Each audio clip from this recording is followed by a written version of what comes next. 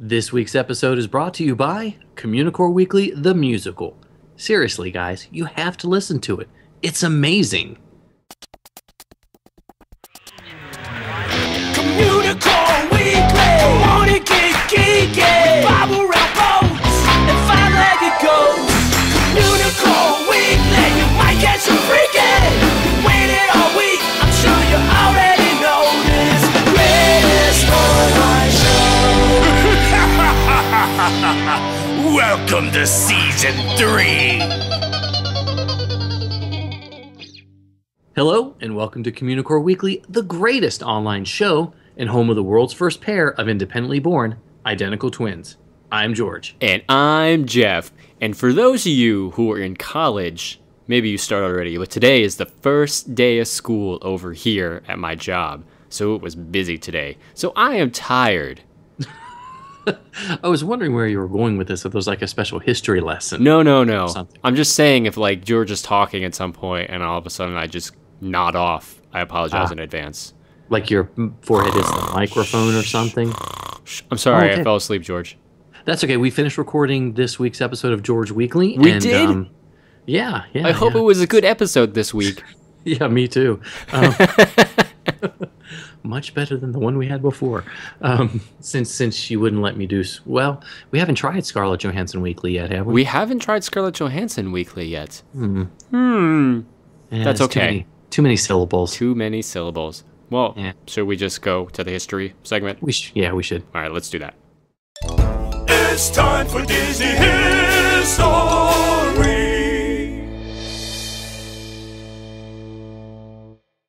Even before Disney obtained the Star Wars franchise when it purchased Lucasfilm, Star Tours was one of the most popular rides at Disney theme parks. You know, before it even opened in 1987 at Disneyland, the history of the ride can actually be traced back to Disneyland's first attempt at a motion simulator ride. Back when they were designing Discovery Bay for Disneyland in 1974, the Imagineers proposed an attraction where guests would go on an underwater adventure with Captain Nemo. Not Nemo the fish, but Captain Nemo. And it would have operated on this motion-based like thing. However, since the technology of the 70s wasn't advanced enough to accomplish the making of that, you had 8 tracks, but you couldn't make a motion simulator. This idea was shelved until 1984. So, Tony Baxter, also known as The Mustache, had been developing an attraction idea that would eventually become Star Tours, even before Wells and Eisner came on board. Lucas, of course, was eager to develop a park attraction, and the people at Disney wanted to work with him, so it was a perfect fit. Baxter went to Ron Miller, then the president of Walt Disney Productions, to try and convince him. Miller was uncomfortable partnering with someone from outside the organization, but eventually relented.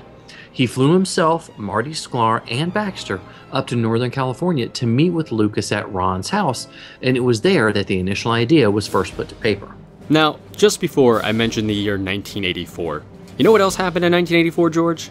Oh gosh, it's a pop quiz? It's a pop quiz. Oh, that was the year the Mac ad came out, right? The Apple ad? Yeah, we'll go with that.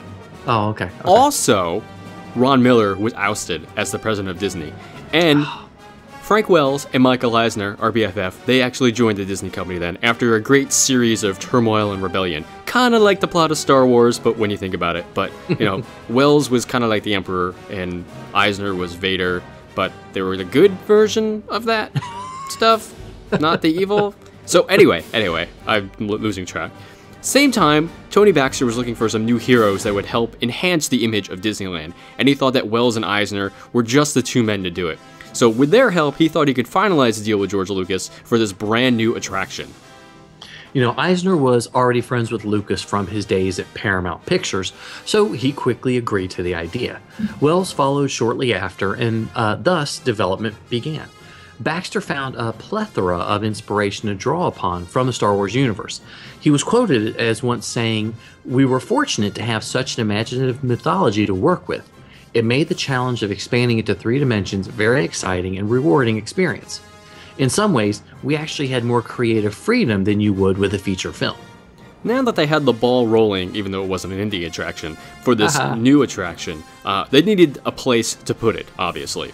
Disneyland was actually looking to replace Adventure Through Inner Space, which had opened in 1967, but by the early 80s, it was extremely dated, so it was decided that it had to go. So, Adventure Through Inner Space closed on September 2nd, 1985, and plans were formulated to fit Star Tours in its place. Now, though the actual plot for the new attraction wasn't entirely fleshed out at that point, Imagineers kind of blocked out the basic idea of the physical setup of the show itself to kind of get a head start on things. So, the physical plans for Star Tours had to accommodate a new queue, a pre-show. Well, I mean, pre-shoes. Yeah, you know, you might have to wear a separate shoe before. Are those like sandals? Well, sand shoes. Sand shoes? We'll go with that. We'll go with that. Okay. So in addition to a pre-show, 4 simulators, and an exit area. And all of it had to fit into the same place that the same space that Adventures Through Inner Space took up. It wasn't an easy task for Imagineers. Kind of like it's not easy for you to say pre-show? No, not at all. Pre-shoe.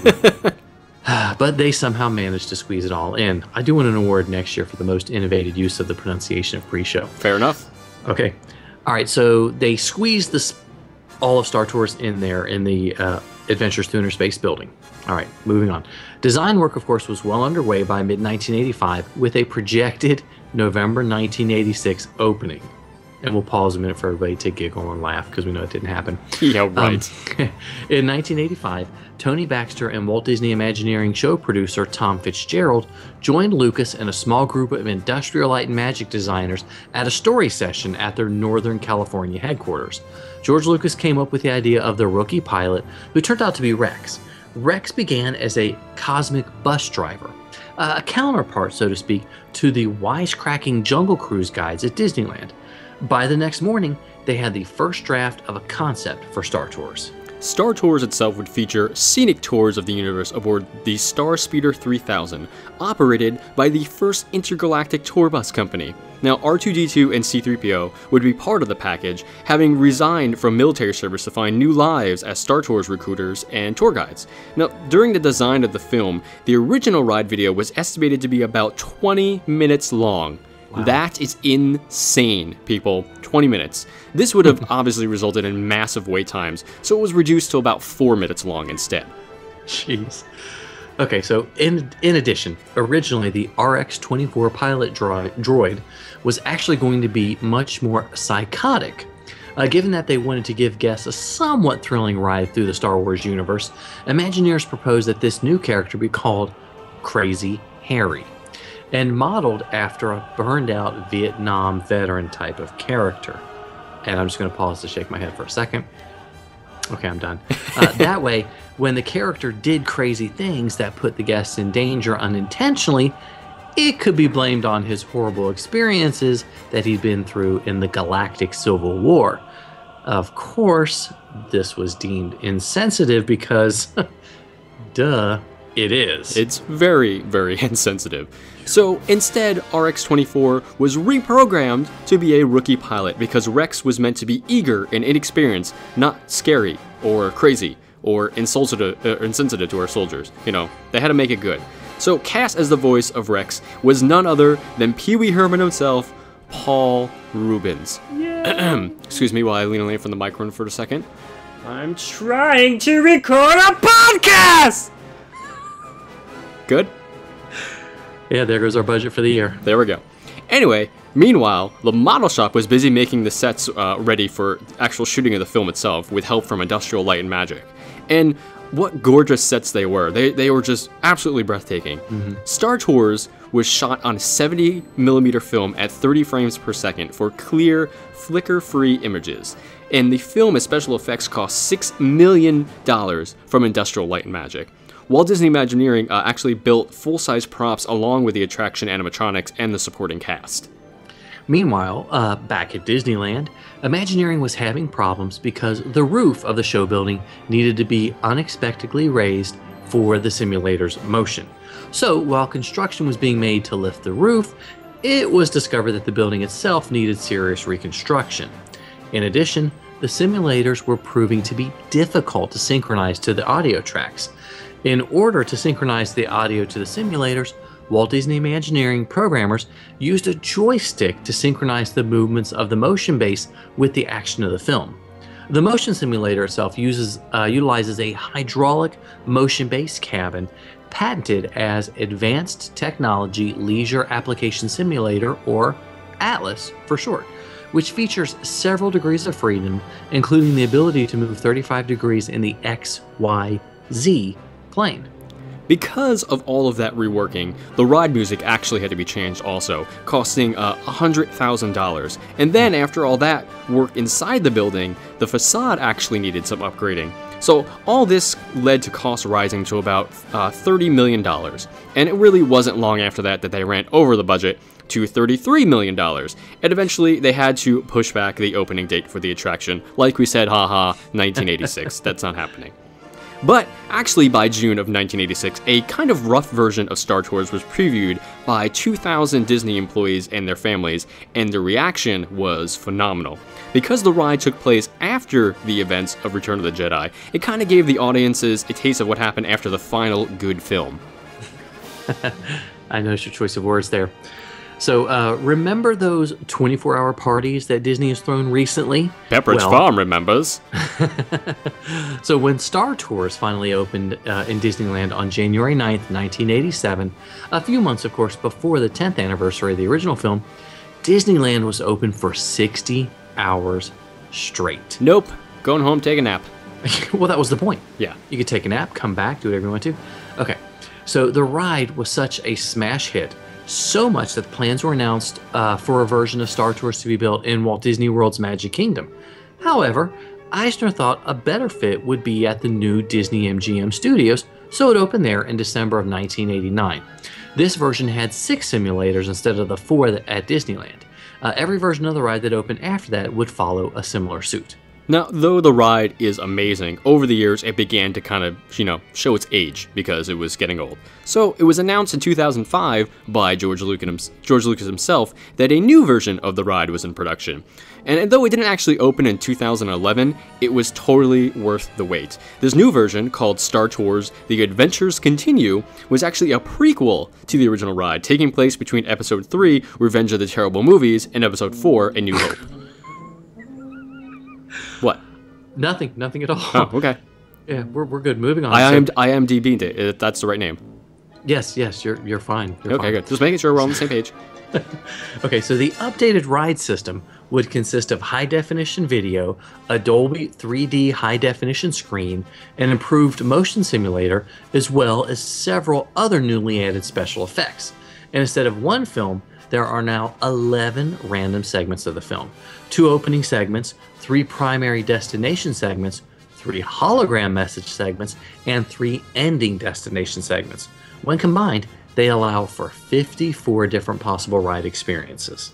Now, because Star Tours is technically part of the official canon of the Star Wars universe, they actually have an official document about the history of the Star Tours company itself, so they didn't conflict with any of the established Star Wars lore. And so, next episode, we'll talk about the history of the actual Star Tours company that has been sending people into space and into harm's way for many, many years, mostly because of Rex. Yeah, I can remember my first trip on the Starspeeder 3000 way back in the day, and I think my wife and I rode it like 6 times in a row because it was one of those surprise mornings they had at the Disney MGM Studios. Like surprise you're actually at this park surprise morning, or no? Exactly. Oh, okay. Exactly. So it was always one of my fondest memories of one of those early visits, and we'd love to hear what you think about Star Tours or the history of Lucasfilm and Disney together. Call us on the Communicore Weekly GOAT line at 424-785-4628. That's 424-785-GOAT, and tell us what you think about Star Tours. He's a nerd, he's a geek, but we all like to hear him speak. So listen up to the words from his speech. It's George's Book of the Week. The Magic of Disneyland and Walt Disney World by Valerie Childs, published in 1979. So this book is one that a lot of people cherish and was probably the first Disney-related book that a lot of people bought at Disneyland or Walt Disney World, after one of their vacations. It's one of those books that offers so many photos of Disneyland and Walt Disney World that it's just a treasure trove of late 1970s goodness, which does include polyester. Lots of polyester. I love polyester. So the first few pages of the book are dedicated to a pretty simple corporate history leading up to the opening and first few years of Walt Disney World. There's a heavy focus on animation, and it's a pretty general history. Most Disney fans will skip over it since they will know most of it, or at least they should. If they're good cadets, they will know all of it. Well, if they're good cadets, they'll want to read the whole thing. They will, that's Don't you true, think? that's true. Just to check it for mistakes. That's right. Yes, fact-checking. Fact checking. Dear editor, I found a mistake in your 1979 book. That sounded like the letter I wrote the other day. What? It actually physically sounded like that? No. But anyways, Oh. okay. All right, so unfortunately, there's no pagination to the book, meaning there are no page numbers. No? But no. What is wrong with me today? Stop talking, Jeff. Let him get through his book review. I have to let him just mute yourself, please. But so since there are no page numbers, I'm going to guess that there's about 100 pages with at least 95 pages of full color photographs from the mid to late 1970s. Basically, this is a semi-random book of photographs that are charming, nostalgic, and completely unlike the Disney parks that we see today. And throughout the review, I'll just use the generic term parks to refer to both Disneyland and the entire Walt Disney World Resort from that time period. Okay, so besides waxing nostalgic about a time when a Disney vacation was so much simpler, this book is a great time capsule of both parks. It's one in which you'll scour the photos looking for any little detail from years past. I use the book a lot to try and identify when an attraction, might have been open, or to use an image for an article, or just to daydream. And Jeff, in post-production, you could put like a yeah, perfect. Thank you. Well, one of the funnest things to do with the book is figuring out whether the photo is from Disneyland or the Magic Kingdom. Kind of like Escape from Tomorrow. Off the rails on a crazy train. Sorry, go on. I'm not lying, though. It's the same thing. No, that's true. That was a horrible film, but that's okay. So sometimes, you'll look at the photo and it's obvious. And you can tell from the Skyway Station, from Skull Rock or Tomorrowland, the train station there, that it's Disneyland. And sometimes it takes a little of investigating, like trying to make out the name of the Jungle Cruise launch from a photo, and you have to magnify it and, well, never mind. Enhance. Enhance. Okay, how many movie references have we made in this podcast? I don't know. Just stop me. Okay, yeah, I'll try. Okay, well, there are a lot of great photos of kids interacting with the characters, including some we don't really see any longer, include the kids and the characters. I haven't seen a lot of those kids in the parks anywhere lately. I've never seen those kids ever. Which is kind of weird. So Most of those kids were probably there before I was even born. Yeah, 1979. Yeah, I was definitely not born yet. Okay, now the book has some amazing full spread photos of both parks, which are breathtaking. One of my favorites is a nighttime photo of the Admiral Joe Fowler docked at the steamboat landing at the Magic Kingdom. You can see the queue for the Mike Fink keelboats, and the building is lit beautifully. And there are so many other amazing photos like that in the book. It really is worth buying this book just to flip through it and daydream about the photos and add that effect there. You actually posted a picture of it on Facebook the other day, and I said to myself, Self, I don't own this book. So I went on Amazon and I ordered it for like, I don't know, $1. That's awesome. Shipping A costs Heimbuch? more money than... One Heimbuch? One singular Heimbuch. And then $3.99 Heimbuchs in shipping. But it was totally worth it. Which is 3 little Heimbuchs that wrap the book up for you. And, Yes. Okay, anyway. This was going to be a short review. But I don't shut up ever. But, it's really hard to say more than just this is a great book of photos from the late 1970s that will either bring you back to a long ago vacation or just let you marvel at the parks that we can no longer see or visit unless you go to our Facebook pages. Or you can go see Marvel in the parks at Disneyland. Oh, you can. That's right. Marvel's going to be there talk. soon. There we go. It really is a book that you'll just pull off the shelves frequently just to spend some time with, visiting the parks of the past or something like that. This week's book was The Magic of Disneyland and Walt Disney World by Valerie Childs. Sometimes it's a one, sometimes it's a two. When you gotta go, what you gonna do? It's a bathroom break. A bathroom break.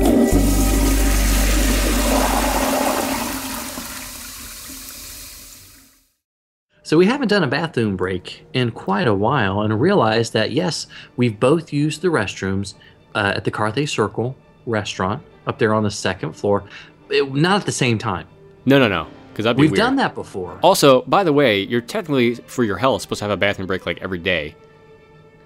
That's true. So, sorry. Well, I was saving them for special occasions. Oh, okay. Maybe. That's very weird. I'm not sure. But anyway, so we're talking about the Carthay Circle restaurant. We got to eat there on the Communicore, which was awesome, and you guys really should have been there. It was fantastic. Yep. But the last night, the dinner at the Carthay Circle, I was like, oh, need to check out the restrooms. And unlike the Club 33 restrooms, which actually were painted red, weren't they? Yeah. Yeah, so they were like the Club 33 restrooms, except they were a lot more modern. You walk into the men's restroom, because I don't know anything about the females' restroom. I was hoping you were walking into the men's restroom. Exactly. And it's vibrantly dark red, which is Yeah. hard to explain. It's even with the lights on, it's like, whoa, it's dark in here because it's so red. It's so red. And there are... You've got some red on you. There are a couple of odd photos hanging on the walls of celebrities that are having a good time. So it's like they're laughing at you. Party while in you're the at bathroom. And the one in the men's restroom, it's a woman with a man on either side. And I can't remember who it was, and I know some of our cadets will know and will be able to tell us. But it was kind of weird to stand there and they laugh at you while you go to the bathroom. Essentially, that's what happened. But it's a very nice restroom. It's nice and spacious. Again, very red, very regal looking because it's very fancy at the Carthay Circle restaurant. So here's the thing, though. The restrooms are only located on the second floor. They don't have restrooms on the first floor. So you have to make the trek up the stairs if you want to. And even if you're not eating at the restaurant, go ahead and use them. That's fine. And if you want, just take a lap around the restaurant. Just take a look at things because it is pretty nice in there. It is. It's a great experience. So I'm going to give this restroom 5 Communicore Weekly red walls up. I don't even know what I'm saying anymore. It's good to me. I don't even know. Anyway, good bathroom. Check it out. Sometimes you might see it, sometimes you don't. Hey, look, what's that? It's a 5-legged goat. Like we mentioned in the history segment, Star Tours at Disneyland opened on January 9th, 1987. Now, on the front side of the suitcase tube, I'm doing quotation fingers there, you guys can't see it because this is an audio podcast, not a video podcast, but the suitcase tube behind the droid G290, you know, the guy who's like, take a picture, it'll last longer, that guy, is the number 109.87, which of course is a reference to the attraction's opening day. Also, it could be a radio station. That's what I was thinking. It was a radio station, or A very high temperature. it was his temperature, which may not be high for a droid. Actually, for a droid, that's probably pretty normal. Yeah, depending on, or that's the viscosity of the oil that he needs. Hey, that could work also. Man, there's all sorts of explanations for this 109.87. Yeah, I still think it's 109.87, the monster, or something. The like monster. that. I don't know. I was coming to think of some Droid Talk Radio. Droid Talk Radio. Droid Talk. Thank you for calling Droid Talk. I'm your host, K978902110. I really think we need to end the show now. I'm pretty sure I'm delirious. Yeah, especially when we start putting hidden references to other things that nobody will get Exactly. but us. But that's okay. That's okay. Well, anyway, guys, thank you so much for watching and listening to another episode of Communicore Weekly. Please leave us a comment, rate us on iTunes. Don't judge us by this episode alone, because clearly something is wrong with us this episode. Is it a full moon? Actually, it might be a full moon. Might be a full moon. Okay, Probably. well, I'm blaming on that. email us at communicoreweekly@gmail.com and tell us how much you still love this episode, even though it was kind of off the rails. We need that support, that love. Yes, I always need to be validated. I need to have some validation. Nice shirt. Thank you. Anyway, like us on Facebook at facebook.com/Communicore Weekly. I'm surprised I haven't run out of steam yet with all the themed days. It's great. So come join us for all the fun. Well, you could start Steamy Saturday then. Oh, stop giving me ideas! Okay, well, stop interrupting my book segments. Stop interrupting when I'm interrupting. Do it that way. Okay. So follow us on Twitter and Instagram. I'm at ImagineNerding, and he's at Jeff Heimbuck. And of course, give us a call on the Communicore Weekly Goat line at 424-785-4628. We'd love to hear from you. And don't forget, you can grab a copy of Communicore Weekly, the musical, on CD Baby, iTunes, Amazon, or listen for free on Spotify. Heck yes. And of course, get your Communicore Weekly swag at the Communicore Weekly web store at CommunicoreWeekly.com. Click on the store button. All sorts of cool stuff for you to get. Lots of great t-shirts. Yes, mostly t-shirts. Okay. For Jeff Heimbuck, I'm George Taylor. And for George Taylor, I'm Jeff Heimbuck. Thanks so much for listening to our nonsense this week. I can't even see nonsense correctly. Definitely time for us to end the show. We'll see you next time on Communicore Weekly, the greatest and most rambling online show.